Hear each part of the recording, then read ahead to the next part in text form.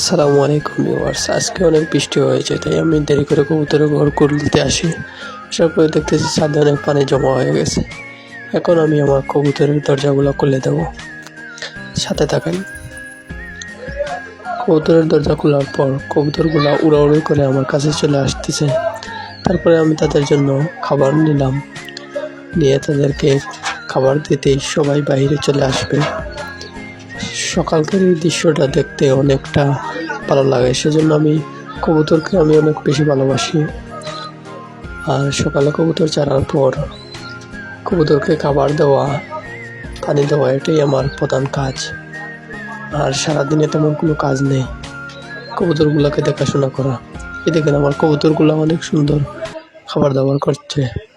আমি ধান ঢেলে দিচ্ছি। আমি মূলত কবুতরকে ধান বেশিরভাগই খাওয়াই।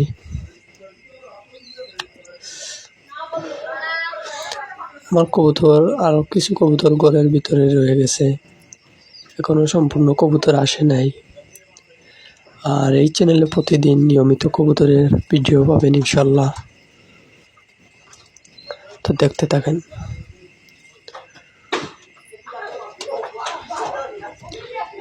এটা হচ্ছে আমার কবুতরের লফট। আর কবুতরের লফটটি অনেকটা ময়লা হয়ে গেছে, কারণ আমি 4-5 দিন ধরে অসুস্থ, তাই পরিষ্কার করতে পারছি না। ইনশাল্লাহ কালকে দেখাবো পরিষ্কারের ভিডিও। আসসালামু আলাইকুম।